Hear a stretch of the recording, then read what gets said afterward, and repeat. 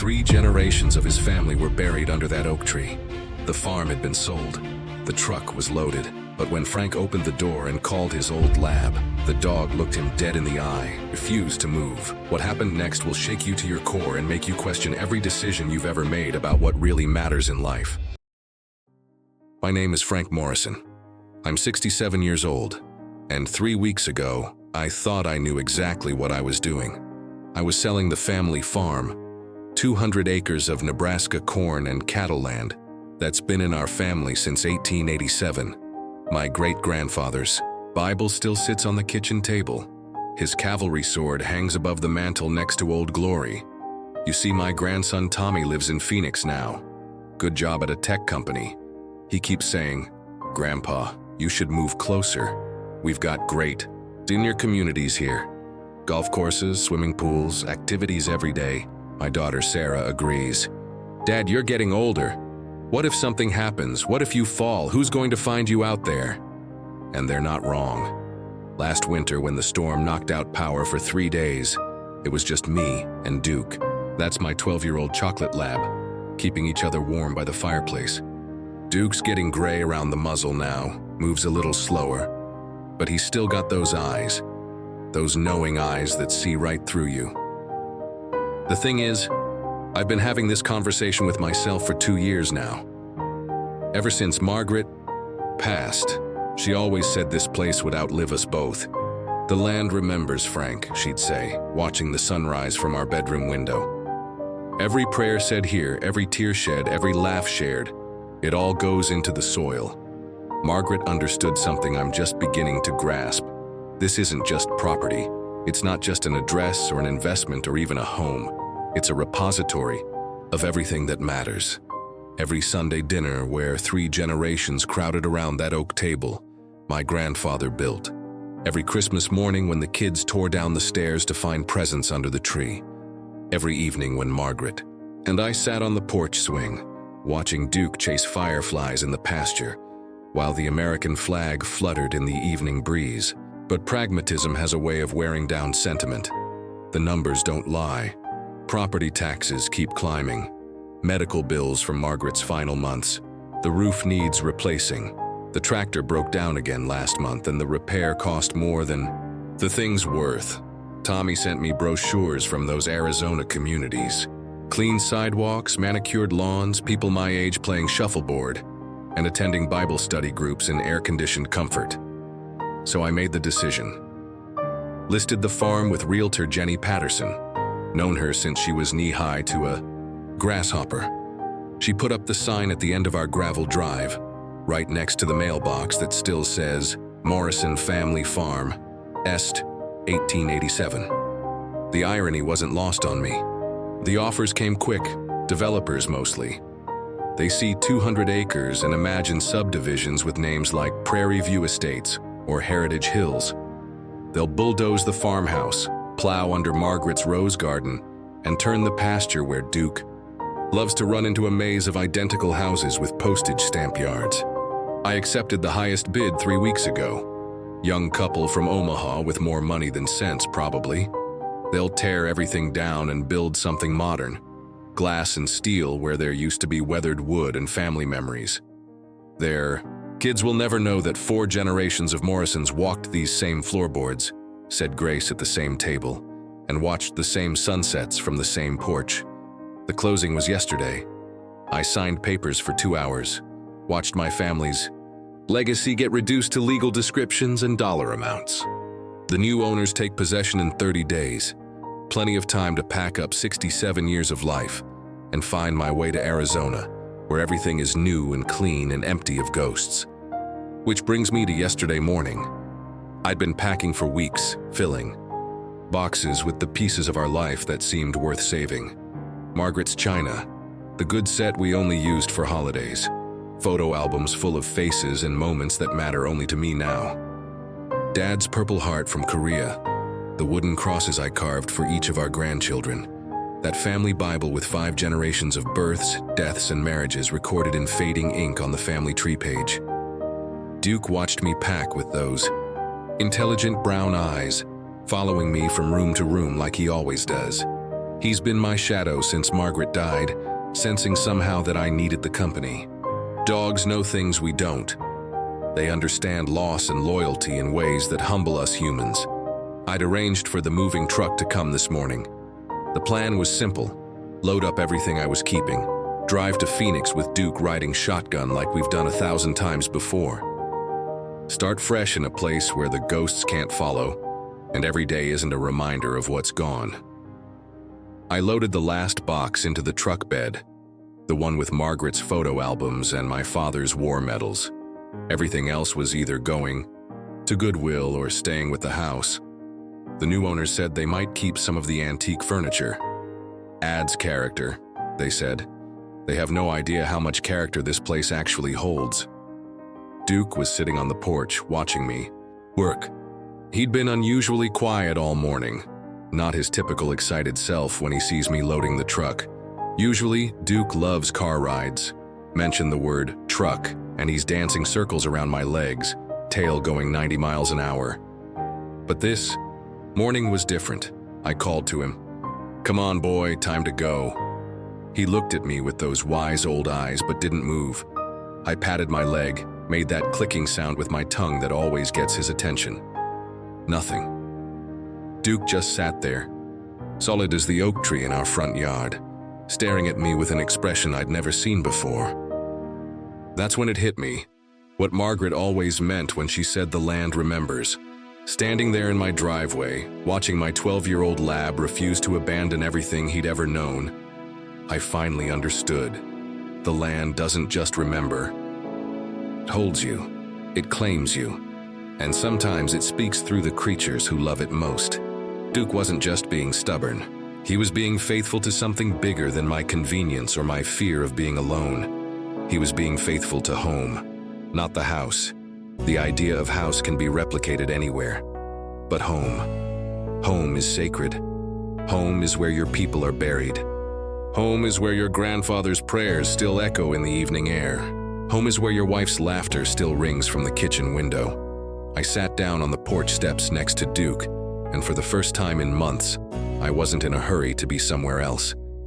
We sat there together, old man and old dog, looking out over the land that made us who we are.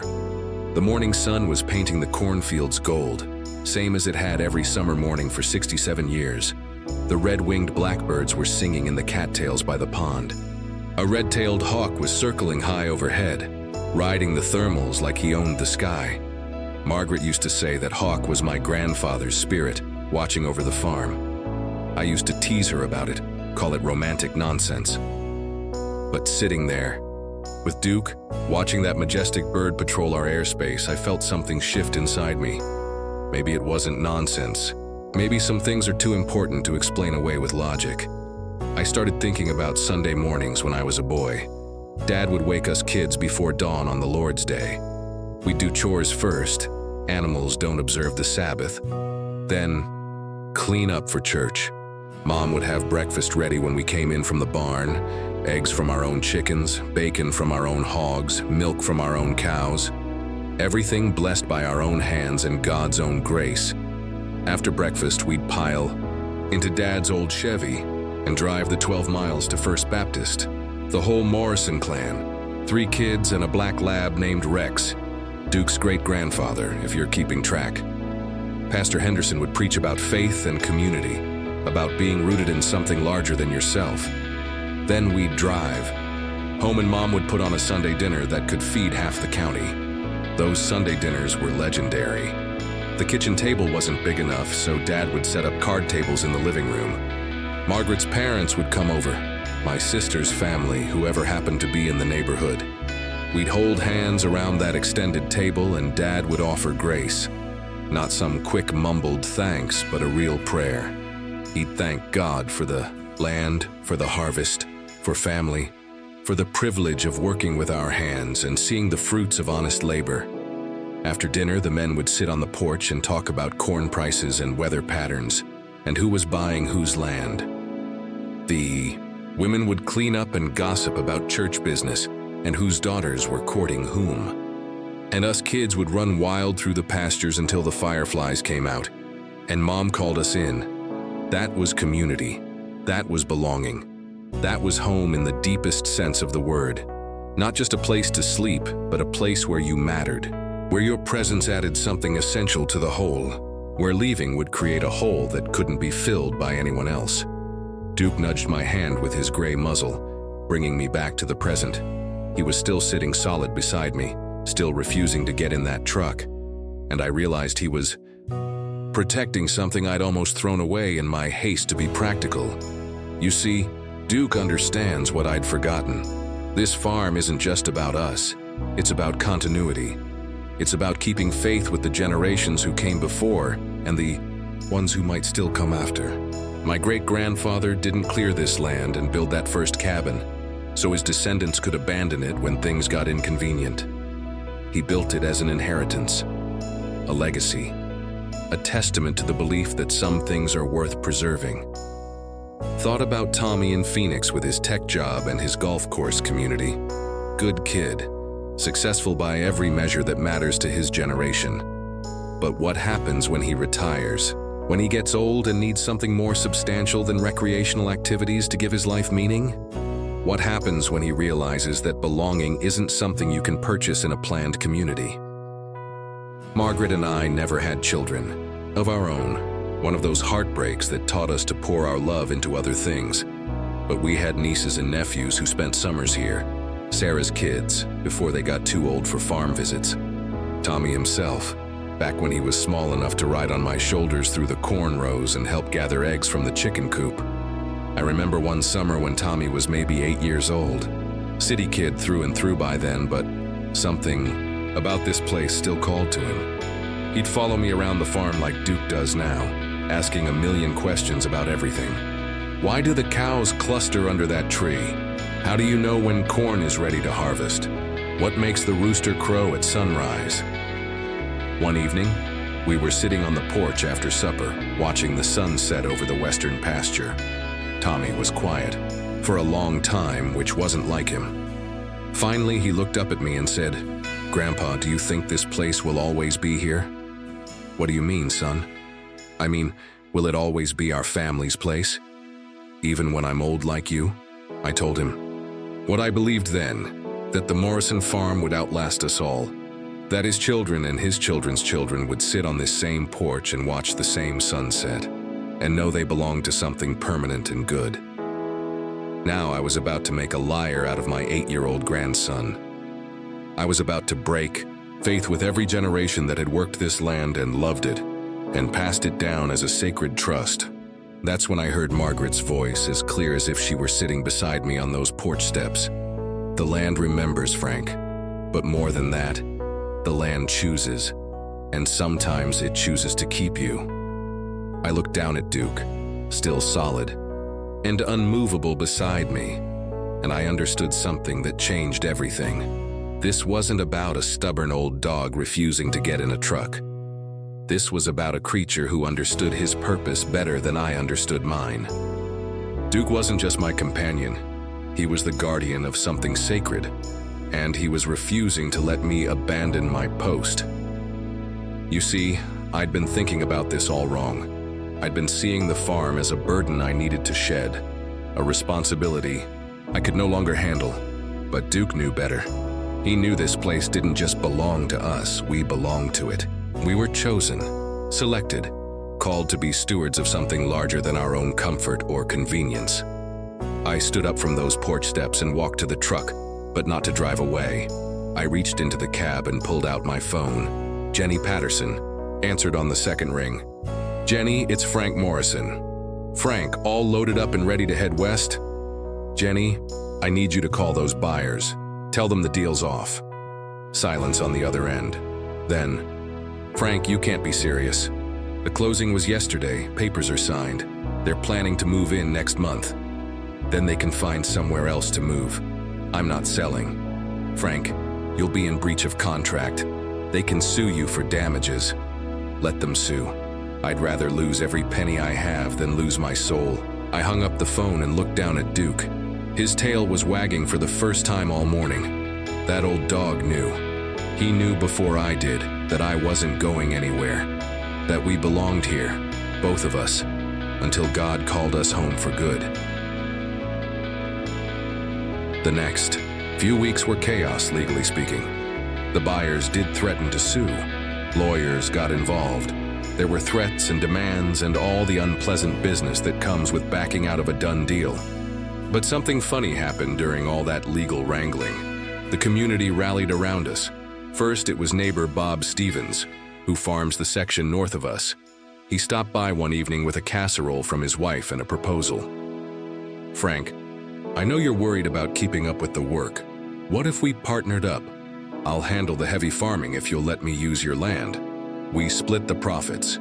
You keep your home, I expand my operation." Then it was the pastor from First Baptist, young fellow named David Wright, who took over after Pastor Henderson retired. He'd heard about my situation through the church prayer chain. "Mr. Morrison, we've been looking for a place to hold our men's retreats, our youth camps. Would you consider letting us use your back 40?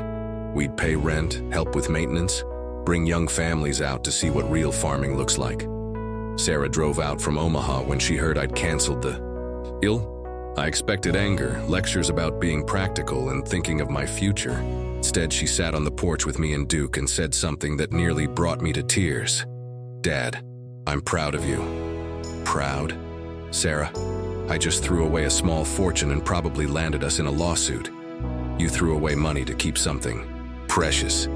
That's not foolishness, that's faith. Mom would be proud too." That evening, Sarah called Tommy in Phoenix. I could hear his voice through the phone, excited and animated in a way I hadn't heard since he was a boy. "Grandpa, are you serious? You're really keeping the farm? Duke and I aren't going anywhere, son. Can I come visit this summer? I mean, really visit, not just a weekend? Maybe bring the kids and stay for a week? Your room's ready whenever you are." There was silence on the other end then.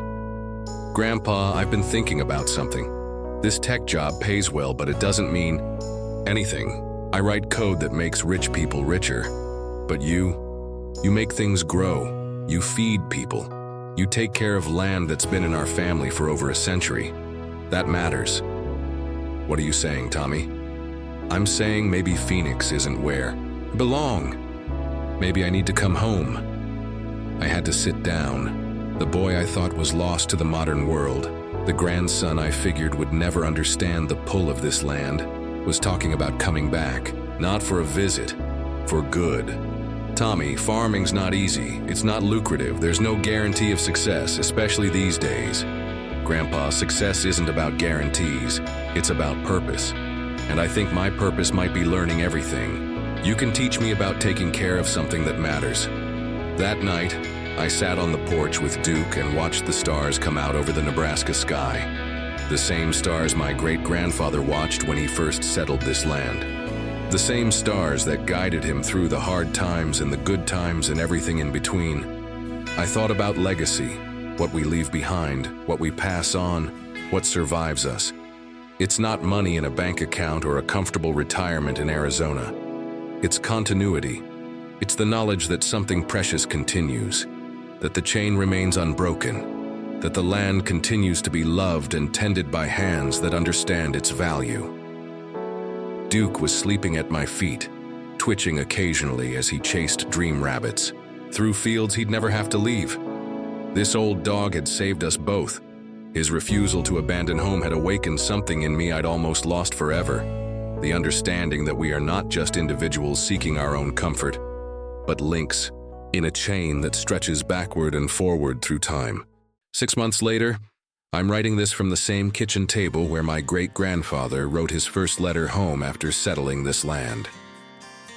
Duke is sleeping by my feet, gray around the muzzle but content in a way that only comes from being exactly where you belong. The coffee's strong, the sunrise is painting the cornfields gold, and in 3 hours, Tommy's plane lands in Omaha. He's coming home for good this time. Sold his condo in Phoenix, quit the tech job, and enrolled in the agricultural extension program at the university. "I want to learn to farm the right way, Grandpa," he told me. "The way that honors the land and the people who came before us." Sarah helped him pack last week. She said he was like a different person, excited, purposeful, alive in a way she'd hadn't seen since he was a child spending summers here. That's what happens when you find your calling, when you stop chasing after things that don't matter and start pursuing the things that do. The legal troubles from breaking the contract weren't as bad as we feared. The buyers found another property, a newer place with a modern house and less history to complicate their plans. They were actually relieved, Jenny told me later. Something about the farm made them uneasy. Too many ghosts, the wife had said.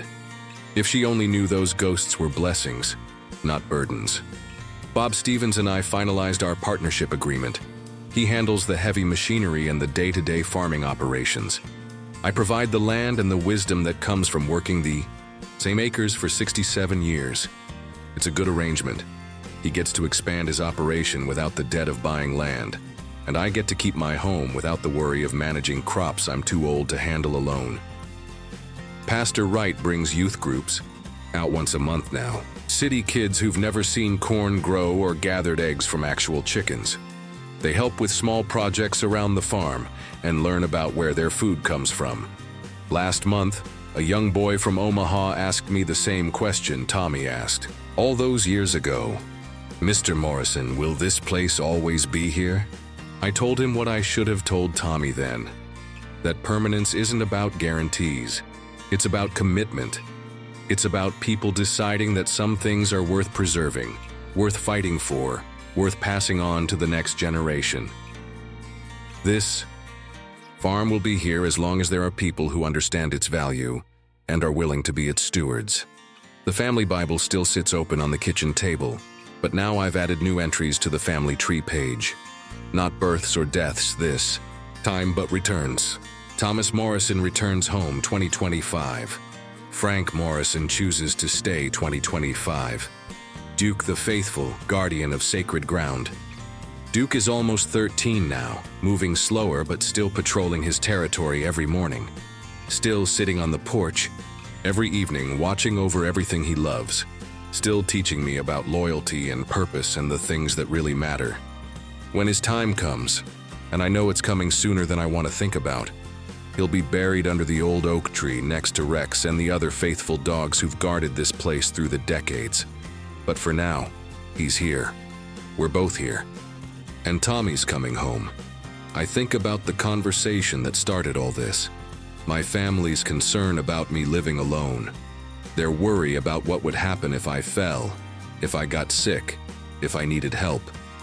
They were asking the wrong questions. The right question isn't, what if something happens to you? The right question is, what happens to the things that matter if we abandon them?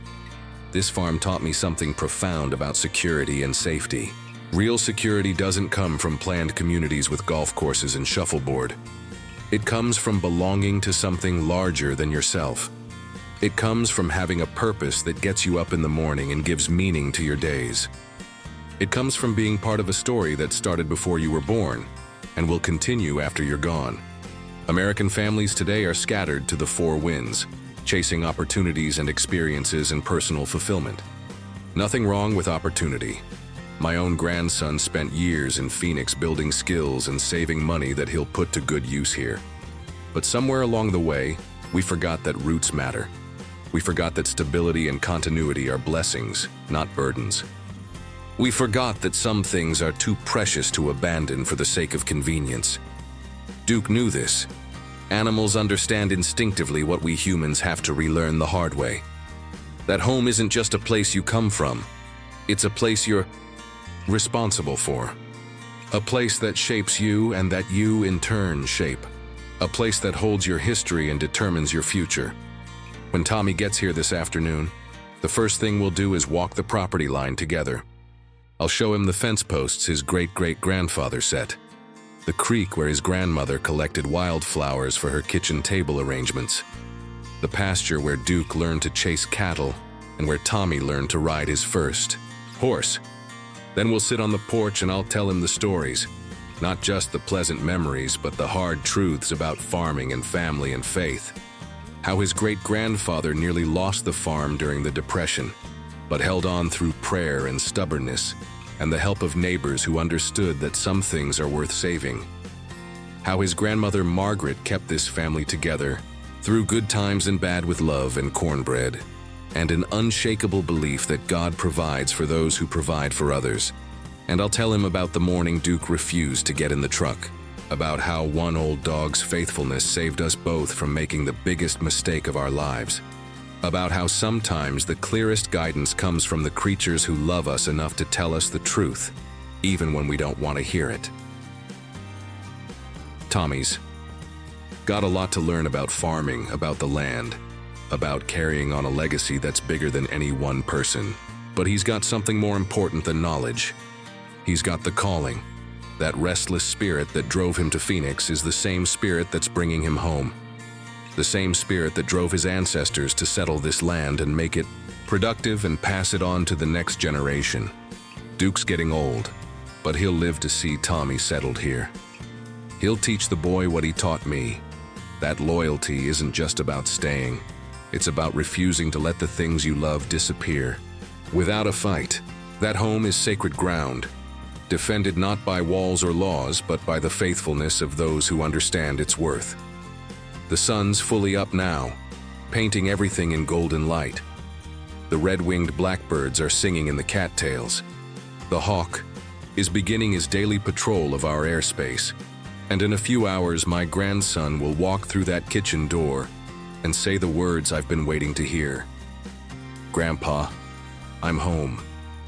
Thanks to an old chocolate lab who knew better than his master, we all are. Thanks for spending time with us today. If this story meant something to you, pass it on. This is Still Standing Souls, real stories, quiet strength, lasting hope.